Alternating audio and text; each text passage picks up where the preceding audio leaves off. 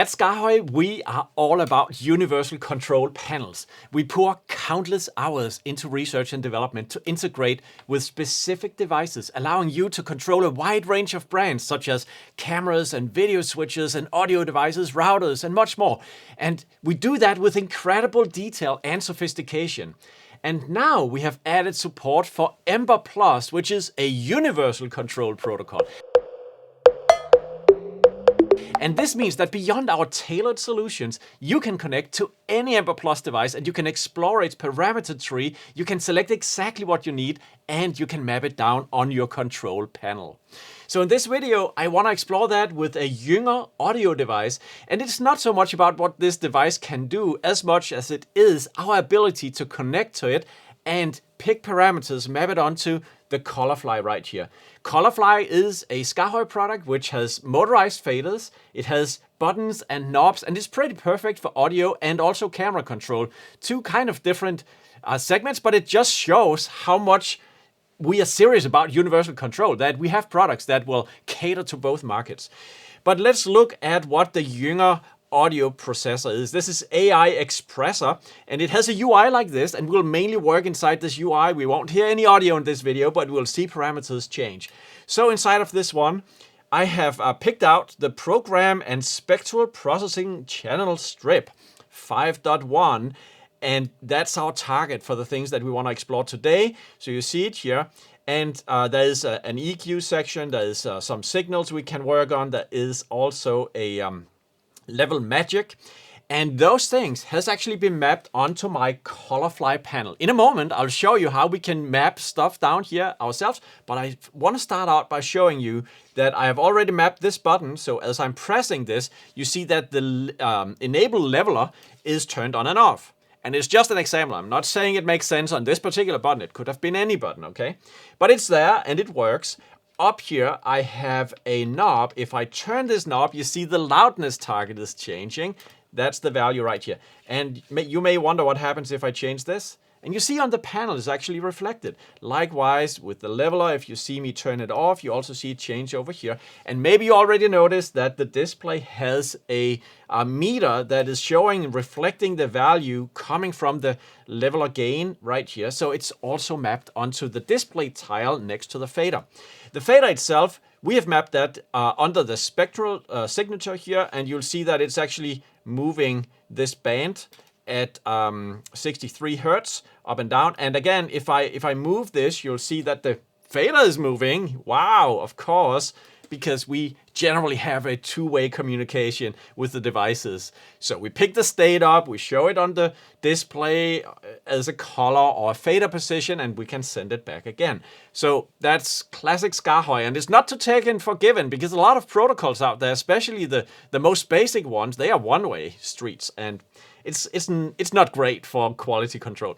So that is what I just wanted to start this video showing you we can do. And now let's just dive into the tech behind. So this is the UI of the Color Fly, and it actually starts out here on the home screen.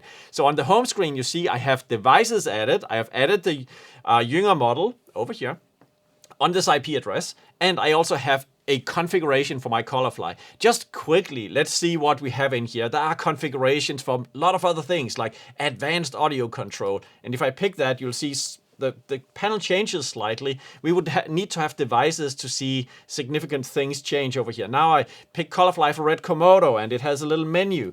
And if I picked it for camera control, which is probably one of the most normal things to use it for, we have now a selector for adding cameras to it. But today we have ventured into having a custom control for this Jünger control. And I basically picked that before this video started and created a few parameters by choosing this one, create custom configuration. So you could do that yourself, and now you could make a second custom configuration. I'll just cancel out on that and go back to the one I created before this video recording started. So having done that, if I now go into the configuration section, this will be your home if you want to map things down yourself. And a cool thing, we have basically a pages paradigm. So if you want to build up multiple pages of stuff, you can just add more pages by clicking here, giving it a name and so on. We'll not do that today. and but focus rather on what has already been mapped. So if I pick the encoder, you see that it has something called target level associated with it. And if I pick the fader, it has normsig1 connected to it. If I pick this one, it has leveler connected to it. And the button has enable level connected to it. So, and if I pick something that doesn't have anything, it's just like, hey, maybe you choose something for me.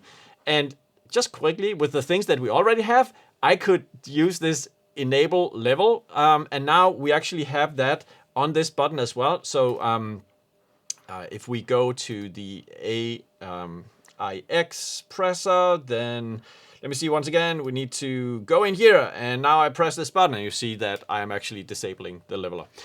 All right, so how do I pick the parameters? See, the thing is, with Ember Plus, there can be like thousands of parameters in these devices. And we specifically did not map all of them out into the menu. That's what you normally see. That is, anytime you click any of these things, quite often you'll have like a long list of things you can choose between, and often multiple levels and so on. So thousands of parameters, that's what we normally do. This is where we put the R&D to make sure that you don't have to do that. But for a unknown Ember Plus enabled device, we basically need to just adapt to what it gives us. So look at this. We go to packages because our control panels, and yes, everything happens inside of this box. There's no computer in between. This one talks straight to the Jünger device, right? Inside of packages, you can install different software packages, and one of them is the Ember Plus Explorer, the one we have just installed, and I can open its web UI up, and this is where I can browse for the device. I want to show you a little cool thing, because when you install a package like this one, it's downloaded from like our app store and so on. So you can show a menu. If I enable this one, it will now appear in the top menu. That's cool. Yeah. All right. So I'm in here, and I want, by the way, you can see the 4 parameters I already have. They are picked, shown in the sidebar here, and we don't need to worry about those, except that you can see the names, like label, enable level, target level, normsig. They are all customized. I actually put those in. So if I don't want to have this number right there, I could just save. And now as we apply this config, it will update. But we are interested in seeing this tree. So I'll connect to the IP address of the Jünger device. And now basically you get a chance to navigate into this tree. You can like go on to insane depths. It's a serious rabbit hole, this whole Ember Plus thing. But if you know your device, there's a good chance that you'll be able to do this with some confidence, because you kind of know what you're looking for. You know how your device is structured, and often that is reflected in the Ember Plus structure. I can't guarantee, because it depends on the device. This is what the device gives us to browse. All right. Now, a little quick cool thing. Show descriptions instead of identifiers can be useful. So just look at the UI here. So you have like more human readable labels on things, and that's definitely recommended to do. There's also a technical detail on whether you'll be using the path instead of the OID when you are picking parameters. And that again has to do with this nested structure of the tree. So let's not talk too much about that today. You see that I am now getting into the program and spectral processing channel strip. That's exactly where we were, right? So now things should start to look a little familiar to us. And there we see the level magic. Inside of level magic, there you have the enable level. So maybe we could pick such as input gain. If I open this one, just wait for a sec for it to read it. We have now input gain here, which is possible to add to my model. So we'll do that, and I want to just quickly edit. You can also edit the name of the parameter inside the system, and sometimes that makes sense if you want some systematic labeling. But I'll just put in a human readable level label for it, save it, and all I need to do now is to apply my configuration. So let's see in the AIXpressor if I have a input gain somewhere. It should be possible to find it in this list. Initial dynamic gain, could this could be the one. Let's just check. Maybe if I go back here, yeah, if I browse into this tree, connect, we should actually see. All right, let's just go into audio processing real quick here. Same place we were before, the level magic and input gain. and what value it has, because we actually read the value right here. No, it still says 0 dB. It's right there. All right. My bad. Yep, that's the current value. All right. We are ready to map this parameter down onto the controller. So we go back to configuration, and now I'll just pick this encoder up here and click it. On the right side, you now see the Jünger model, and we have input gain found right here. You also find that the one called normsig is not called normsig1 anymore. It's just called normsig without anything. That was a change I made too. But let's just see, if I click this one, immediately I get this input gain mapped down, and it is currently 13.9 dB. If I change, you see it's actually changing on the control panel. If I change it on the knob here, it is changing on the Jünger audio device. Two-way communication, and it worked just like that. That's cool. That's basically it. You just go, like this with all the parameters you want to map down. But before I leave you, I want to just show you that there are so many more details that you can get lost in, but you still need to know that there's more sophistication to get from it. And one example I could give you is, if you notice this, input gain was just mapped down, and I picked the so-called device ID, which is an identification of this device.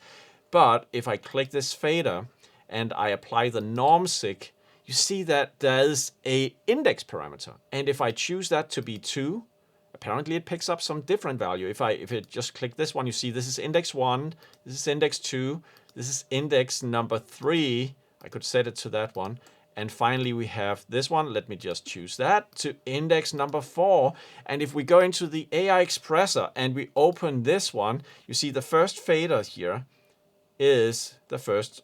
The first band is the first fader. The second band, third band, and fourth band are the other faders. So I can do all of that, and we can of course also move these around. Now, the reason why I wanted to show that to you is because if you have multiple parameters that lends themselves to indexation like this, then we can actually set up parameters to support that. So you have a single parameter that gives you the ability to populate 4 faders. But it depends on the parameter. And the way it's done is quite advanced.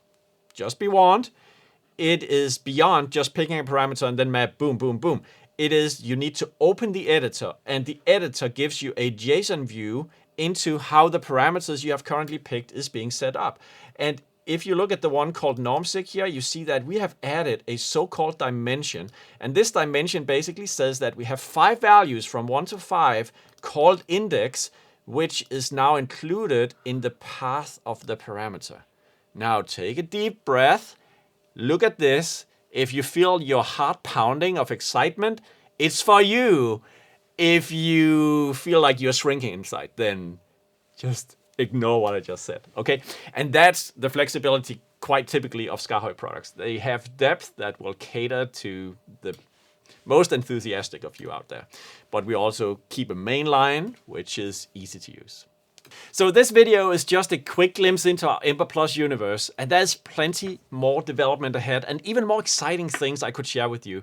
And if you would like to stay in the loop of our latest software and hardware updates, don't forget to like and subscribe to this channel, or join our newsletter, follow us on social media platforms like Facebook, Instagram, and X. And you can also reach out to our amazing sales and support team if you have any questions. And you can find links to all that in the video description below. Thanks for watching.